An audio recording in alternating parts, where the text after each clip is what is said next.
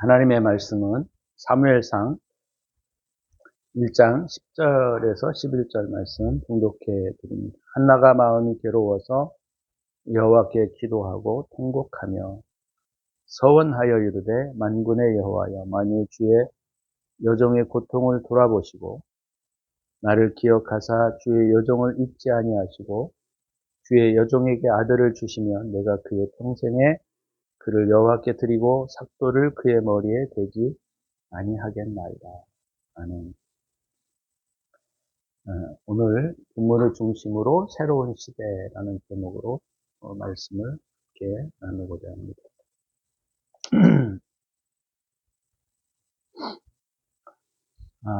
새로운 시대를 여는 새해 첫 주 예배입니다. 올 한 해 동안 여러분에게도 하나님의 은혜와 복이 함께 하시기를 기원하고 기도합니다. 올 새해 또 우리가 믿음 안에서 많은 영역의 확장과 회복이 일어나기를 기대합니다. 오늘 본문은 지난주에 이어서 우리가 함께 말씀을 잠깐 나누고 싶은 내용들입니다. 우리의 삶의 영역에서 크고 작건 간에 하나님은 새 시대, 새로운 그 회복을 주님은 항상 혼란의 시기를 통하여 준비하십니다. 우리가 때로는 혼돈과 방황 속에서 어디로 가야 할지, 또 어떻게 행해야 할지를 잘 모르게 될 때 하나님은 그 속에서도 새로운 시대의 여명을 준비하고 계시는 것이죠. 그래서 우리가 혼란과 방황 속에 있지만, 그렇지만 우리가 한편으로는 또 소망을 가질 수 있는 것은 주님이 그 속에서도 우리 개인의 삶의 영역에 새로운 시대, 또 새로운 일들을 준비해 가신다라는 것이 우리에게는 굉장히 큰 위로와 또 희망의 메시지라고 볼 수 있습니다. 성경의 역사를 우리가 보게 되면 혼돈과 방황의 시기가 항상 있어 왔던 것을 우리가 알게 됩니다. 물론 그것은 우리의 죄 때문이에요. 우리의 죄 때문이고, 우리가 죄의 열매를 우리가 맺지 아니하면 혼돈과 방황의 시기는 없죠. 없습니다. 그러나 우리 인간은 탐욕과 이기심으로 쩔어 있어서 혼돈과 방황의 시기를 겪지 않으면 하나님은 우리 안에서 새로운 시대를 열 수가 없고, 또 우리 안에서 새로운 일들을 이루어 가시지 않습니다. 왜냐하면 새로운 시대는 하나님께서 그 시대에 맡겨 주시는 것이 아니라 그 개인의 마음의 태도, 자세를 통하여 이루어 가시기 때문입니다. 아무 때나 하나님이 새로운 시대를 여시는 게 아닌 거예요. 하나님께 우리가 많이 기도하면 새로운 시대를 열어주실 거라고 착각하는 사람들이 많아요. 그렇지 않습니다. 새 시대는 반드시 혼돈과 방황 속에서 열려가는 거예요. 기도를 많이 한다고 해서, 내가 신앙생활을 열심히 한다고 해서 하나님이 새로운 시대를 열지 않습니다. 그래서 혼돈과 방황 속에서 하나님은 새로운 시대를 이끌 우리의 새로운 영역들을 준비해 가지고 또 새로운 지도자를 세우셔서 하나님 그 시대를 이끌어 가시는 경우들이 많습니다. 그래서 우리가 고난을 겪을 때 우리는 이것이 우연일까? 에이, 어쩌다가 이런 일들이 이렇게 일어났겠지라고 생각하고 넘기면은 큰 잘못입니다. 그 고난과 방황들은 하나님께서 우리를 새 시대를 이끌어갈 지도자로 세우시기 위한 한 기회라고 우리가 생각할 때 그 고난은 하나님 앞에 온전하게 축복된 인생을 열게 하는 것이다. 그래서 지나간 세월들이 이 혼돈과 방황이었다고 한다면 기대하셔도 좋습니다. 물론 모두가 다 기대되어지는 것은 아니에요. 사사기 시대를 우리가 통해서 보면 모든 사람이 혼란과 방황 속에 살았습니다. 그러나 그 시대를 여는 것이 다 그들이 열었던 것은 아니고 사실은 하나님께서 그 고난을 올바르게 해석하는 자들, 그 고난을 올바르게 이해하고 접근하는 사람들을 통하여 이루어 가신다는 거예요. 고난이 많고 어려움이 많고 방황과 혼돈이 있다 하더라도 그것을 잘못 해석해내면 하나님이 그 사람을 통하여 그 사람의 개인에게는 새로운 시대가 열리지 않습니다.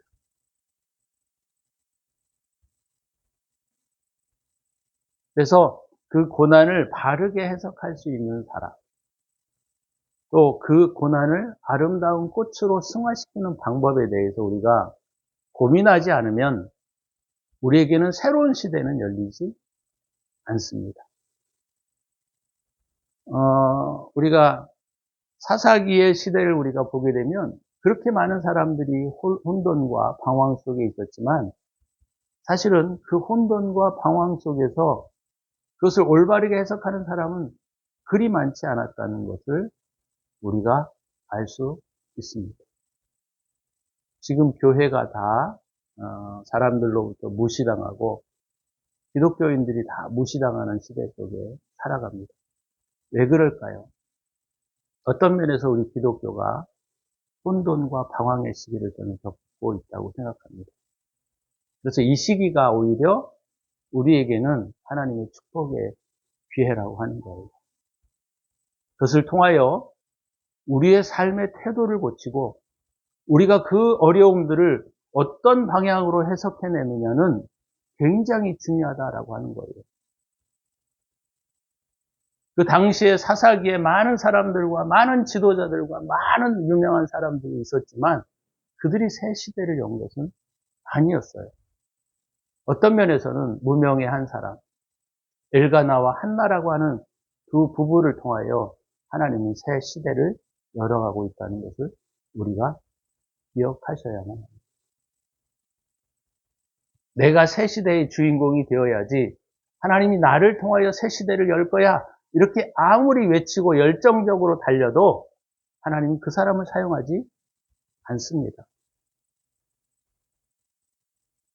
지금 많은 사람들이 기독교 안에서도 하나님에 대하여 굉장히 좀 비난적이고, 그죠? 그런 생각들을 가지고 사는 사람들이 너무 많아요. 하나님 과연 살아계시나? 하나님 과연 우리 기도를 듣고 계시나? 하나님은 과연 우리에게 대한 관심이 있으실까? 이런 생각들이 기독교인들 가운데 팽배하게 퍼져 있는 사고방식 중에 하나입니다. 왜 그러느냐? 왜? 그들이 기도만 하고 삶을 바꾸지 않기 때문이에요. 그들이 열정적으로 예배만 하지 삶을 바꾸지 않기 때문이에요.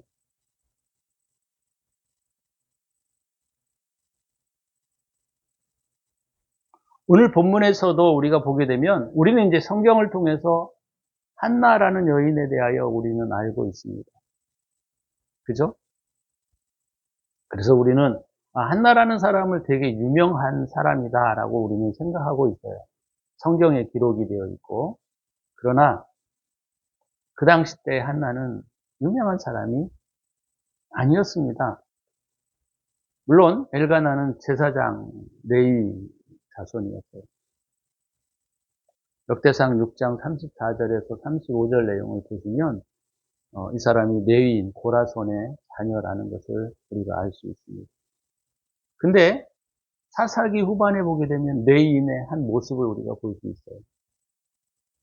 레위인이 뭐 한두 사람이었습니까? 수십만 명 됐죠. 그럼에도 불구하고 하나님이 그들을 모두를 다 사용하여 일하시는 것은 아니었다라고 하는 거예요. 엘가나와 홈리와 비느하스가 그 당시에 제사장으로 있었고 또 제사를 주도하고 백성들을 가르치는 지도자의 위치에 있었음에도 불구하고 그들도 이 혼돈의 시대를 여는 것이 아니었다라고 하는 거예요. 그러니까 우리가 이 점을 기억하셔야만 합니다. 모두가 한나가 될 수 있어요. 그러나 그 사람이 많은 사람들에게 알려져서 한나가 되는 것도 아니고 그 사람이 지도적 위치에 있기 때문에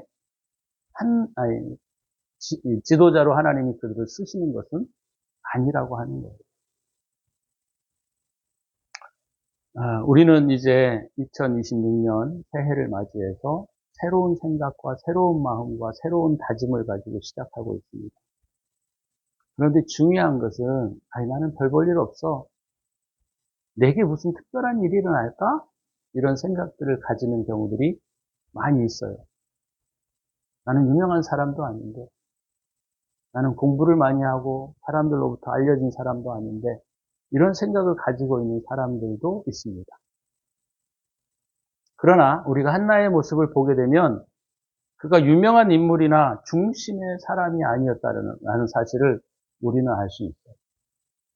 그런 측면에서 우리는 중요한 것은 내가 그것을 인식하느냐 인식하지 않느냐가 중요한 게 아니에요.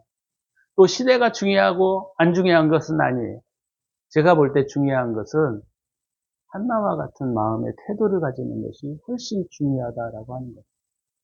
그는 시대가 어떻게 흘러가든 어떤 상황에 놓여 있었던 어떤 환경에 지배를 받고 있었던 상관없이 그는 하나님을 중심으로 사랑했던 여인이었습니다.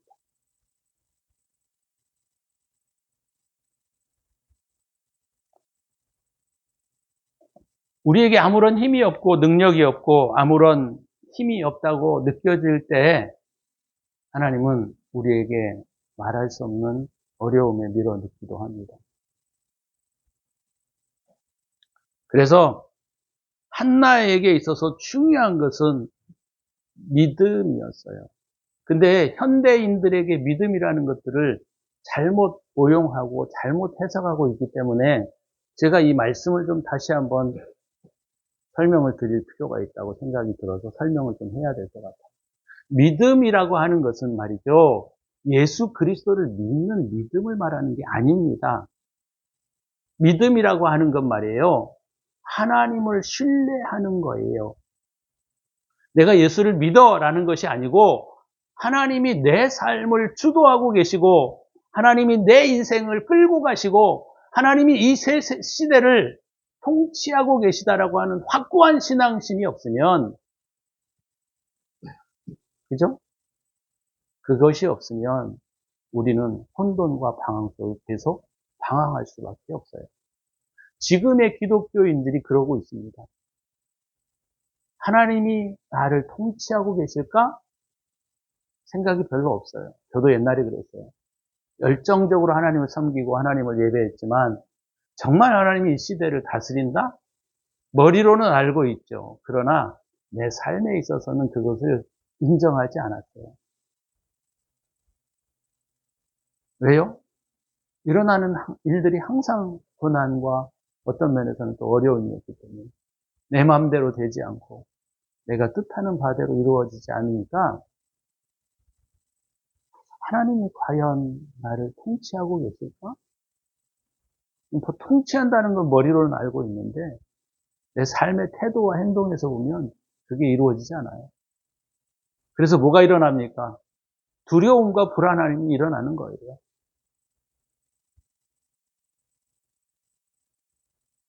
혹시나 잘못되면 어떡할까? 혹시나 문제가 일어나면 어떡할까?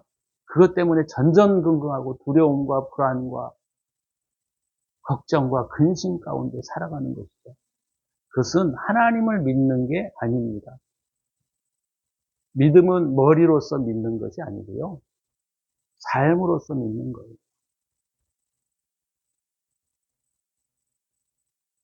그래서 주님을 신실하게 믿는다라고 하는 것은 종교 생활을 열심히 하는 것을 의미하는 것이 아닙니다.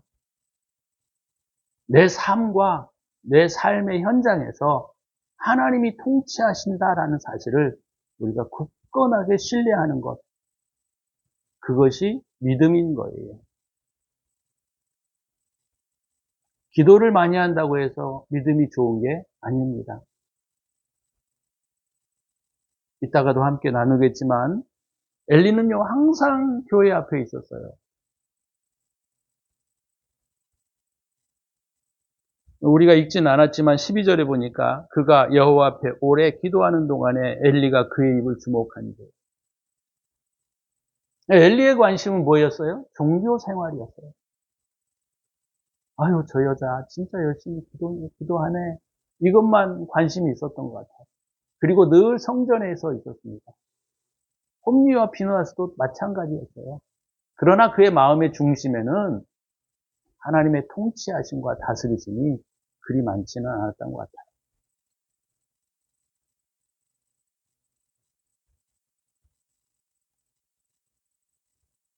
그래서 우리가 엘리와 한나를 비교해 볼 필요가 있습니다.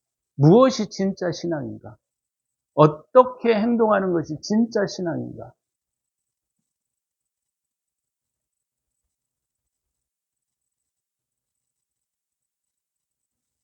바울은 마태복음 8장에서 그런 얘기를 우리에게 쓰고 있어요. 죽음도 어떠한 것도 그리스도의 사랑에서 우리를 끊을 수 없다.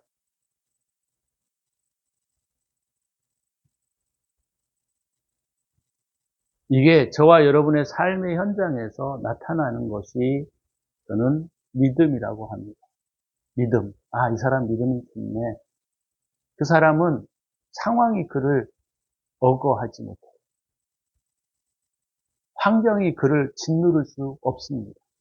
바울이 말한 믿음이란 바로 그것이에요. 내가 예수를 믿는다라는 것이 아니고요.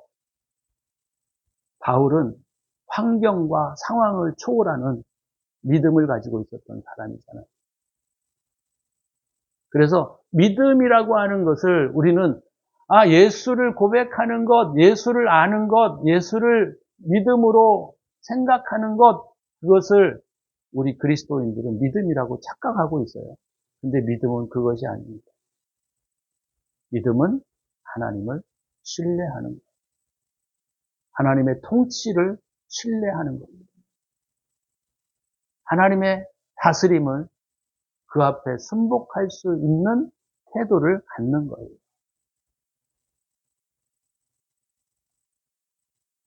엘가나와 한나가 유명해진 것은 바로 이러한 태도였다고 저는 생각합니다.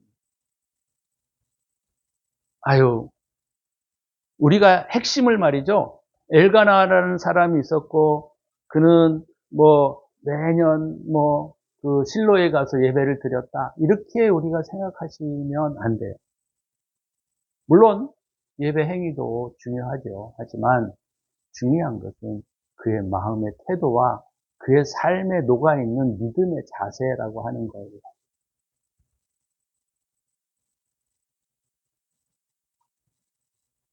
이것이 새로운 시대를 준비하는 사람들의 모습입니다. 저와 여러분들이 이러한 새로운 시대를 준비하고 있는 마음과 태도를 가지면 하나님은 지금도 그 사람을 통하여 그 사람의 개인뿐만 아니라 그 사람이 속해 있는 공동체까지도 새로운 시대를 열 준비를 하고 계시는 거예요. 저와 여러분들이 그런 새 시대를 준비하는 사람들이 되어지기를 주의 이름으로 축원합니다. 입으로만 주여 주여 하는 자다 다 천국에 들어갈 것이 아니다 그랬잖아요.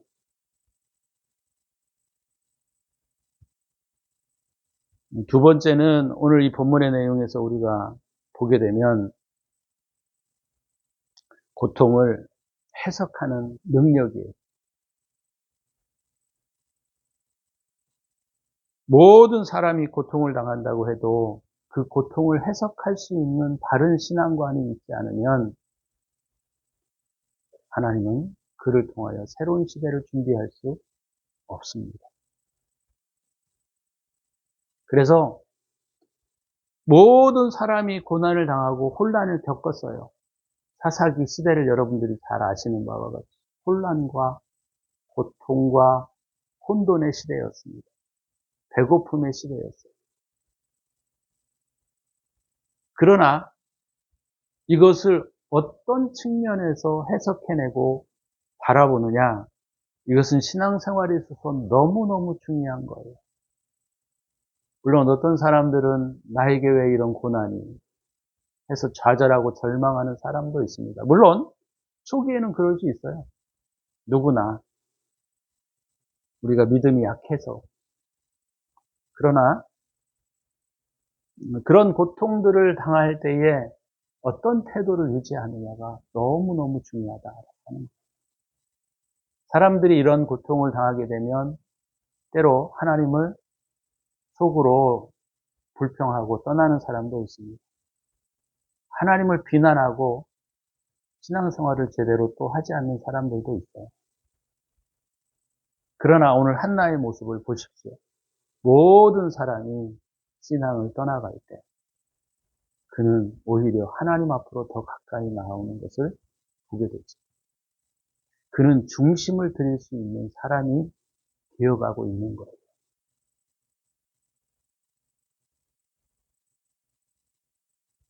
그는 자기 자신을 내려놓을 수 있는 자가 되어가고 있는 겁니다. 그것이 새로운 시대를 여는 사람들의 특징이에요.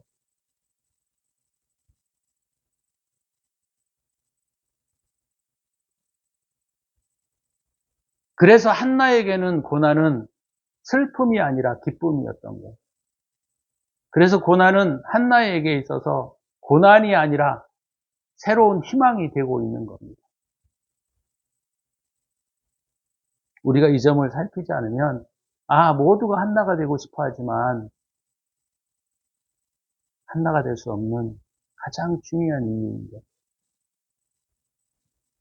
한나의 기도의 내용들을 여러분들이 읽어보시면 그의 기도가 절절해요.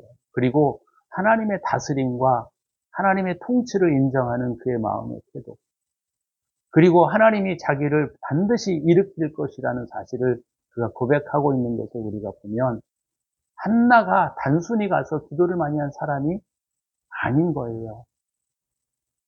그 고통을 하나님의 관점에서 그 고난을 하나님의 통치하에서 해석할 수 있는 능력이 그 여인에게 있었던 겁니다.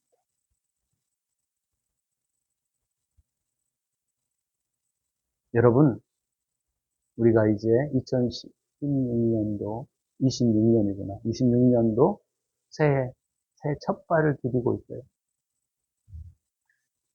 저와 여러분들이 우리가 새 시대를 여는 사람들, 거기에 막 열정적으로 뭔가를 열심히 하는 사람들을 우리는 찾고자 합니다. 또 그렇게 자기 자신을 몰아가기도 하고요.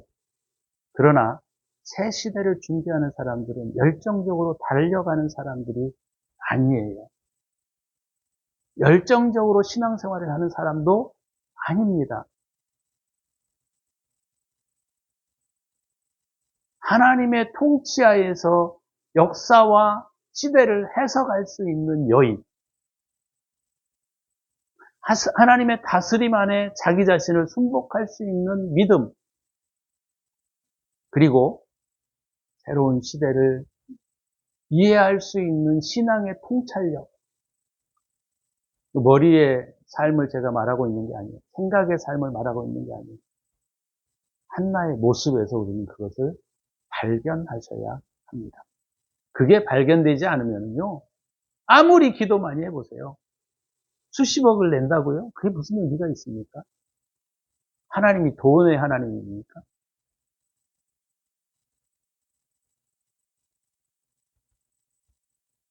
그렇다고 또 이웃에 대하여 관심을 전혀 갖지 않는 사람들도 많아요. 신앙 안에. 주님이 그렇게 말씀을 하시는데도 전혀 요동하지 않아요. 그러면서 복받아, 복주라고 기도하는 사람들이 있습니다. 고난을 해결해 달라고 기도하는 사람들이 있어요. 영털이 같은 인간들이 신앙생활을 완전히 오해하게 만드는 것. 지금 기독교의 모습들을 세인들이 바라보는 눈들이 바로 그런 모습들이에요. 이기주의자들, 배타주의자들, 자기만 아는 인간들, 말만 잘하는 인간들, 예배만 잘 드리는 인간들, 주일날만 교회 가는 사람들.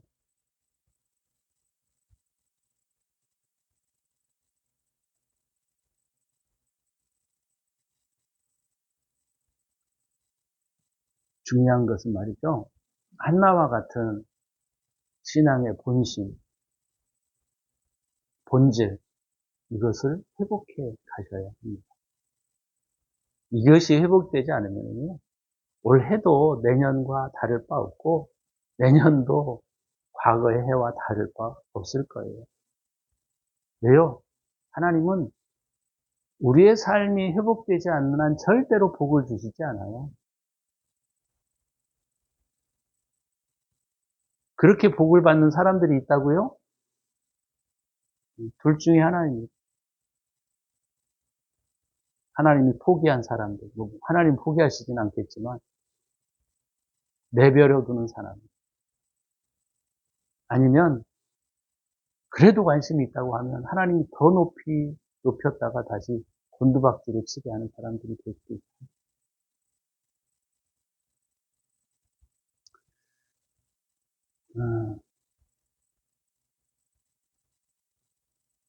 그런 측면에서 고통을 해석하시는 능력을 올 한 해 동안 키우셔야 합니다. 세 번째는, 그러면 우리가 혼란과 방황 속에서 어떻게 희망을 찾는가요? 어떻게? 한나의 기도의 내용을 보면 그가 사두개인과 바리새인과 닮아 있지 않다는 것을 금방 알 수 있습니다. 그죠? 한나는 기도할 때 이런 걸 골방 기도라 그래요. 골방 기도. 주님이 너는 은밀한 중에 네 하나님이 보시는 곳에 나와서 기도하라고 하시는 주님의 말씀이 마태복음이나 있죠? 이걸 골방 기도라 그래요. 골방. 어, 우리가 오늘 본문 읽은 본문에는 잘 나타나지 않지만 13절, 12절에 보시면 한나가 골방 기도를 했다는 것을 알 수 있어요. 주님과 속으로만, 겉으로, 안에서 교제하고 있었다라는. 그 기도가 뭘까요? 골방의 기도가 뭘까요, 여러분? 주님 앞에 대면하는 자는 절대로 복을 구하지 않습니다.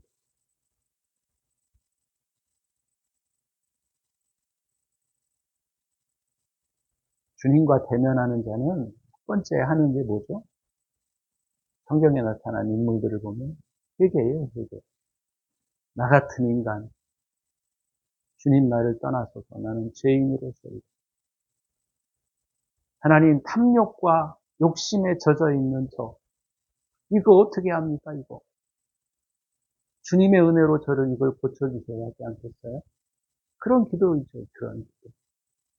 주님, 나는 아직도 군인 나가 나를 격동시키는 것을 참을 수가 없어요. 나 아직도 내려놓지 못했습니다, 하나님. 이게 한나의 기도였지 않았겠어요? 한나의 기도를 보면 말이죠. 그런 내용들이 담겨 있어요. 속으로. 하나님, 내게 우리 자녀들을 축복해 주세요. 하나님, 나 잘되게 해 주세요. 하나님, 나 건강하게 해 주세요. 하나님, 이 병 고쳐 주세요. 필요해요. 초기에. 신앙의 초기에. 내가 신앙생활 처음 들어왔을 때 필요해요. 그러나 어느 정도 신앙생활을 했던 사람은 그런 기도하면 안 돼요. 한나의 기도 속에서 그가 기도했던 것이 무엇일까? 우리가 이 부분을 잘 고민하셔야 합니다. 기도는 말이죠. 하나님 앞에 자기 자신의 잘못과 자기 자신의 태도 때문에 슬퍼하는 모습을 보여주셔야 돼요. 하나님 아직도 나는 탐욕에 젖어 있습니다.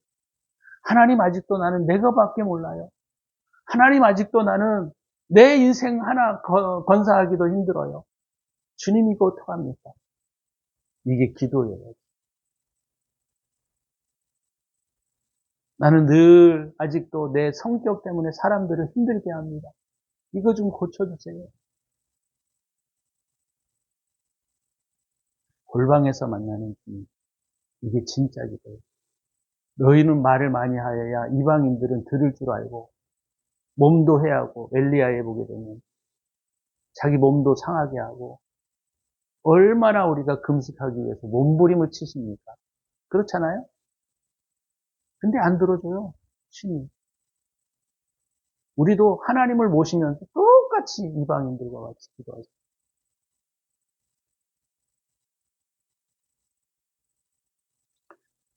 우리가 이런 모습들을 보면서 올 한 해 동안에는 골방 기도를 좀 하세요.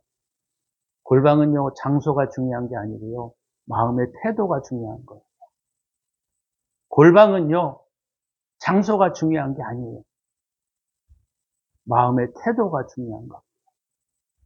골방은요, 공간이나 시간이 만드는 게 아니에요. 마음의 태도에서 골방이 만들어지는 겁니다.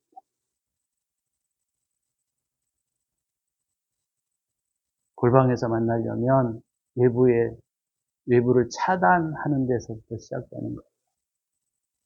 외부를 차단한다 하니까 뭐 안 만나고 막 사람들 안 만나고 그런 쪽으로 생각하는 사람들이 많은 것 같은데 그렇지 않아요. 외부를 차단한다라고 하는 의미는 뭐냐면 내 탐욕과 욕심을 차단하는 거예요. 내가 생각하는 목표를 차단하는 겁니다. 그게 골방이에요. 골방은 그래서 장소나 시간의 개념이 아니에요. 골방은 우리 내면의 태도의 문제에 있는 겁니다.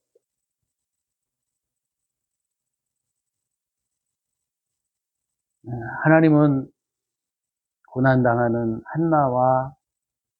한나를 통하여 사무엘을 준비하고 계시는 거예요. 오늘 제가 말씀을 드렸던 세 가지를 좀 잘 기억하시고 올 한 해 동안 진짜 여러분의 인생과 개인에게 새 시대가 열렸으면 좋겠어요. 저에게도 제발 쓸데없는 욕심과 탐욕에 젖지 마시고 나는 유명인이 아니야 포기하는 것도 잘못된 것이고 나는 그럴 만한 인간이 못 돼. 하나님이 지식을 통하여 한나를 선택하시나요? 경력을 통하여 하나님이 한나를 선택하시나요? 아니에요.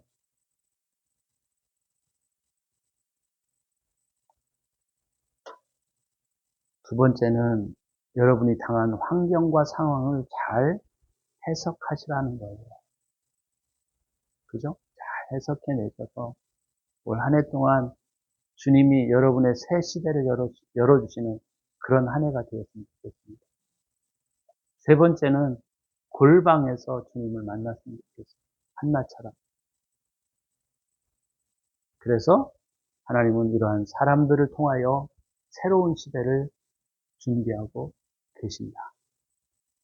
저와 여러분들이 이 세 가지를 하나님 앞에 잘 실천하시면 여러분이 누구냐라는 건 중요하지 않아요. 세상에서 어떻게 평가를 받느냐 중요하지 않아요. 사람들이 나를 어떻게 평가하느냐 중요하지 않습니다. 중요한 것은 하나님이 저와 여러분들을 어떻게 평가하시느냐가 훨씬 더 중요하다는 것. 그런 측면에서 저와 여러분들이 올 한 해 동안에 새로운 시대를 열어가는 그러한 한 해가 되어주시기를 주의 이름으로 축원합니다. 기도합니다. 이 세 가지를 놓고 하나님 앞에 간절히 기도하시면 좋겠습니다.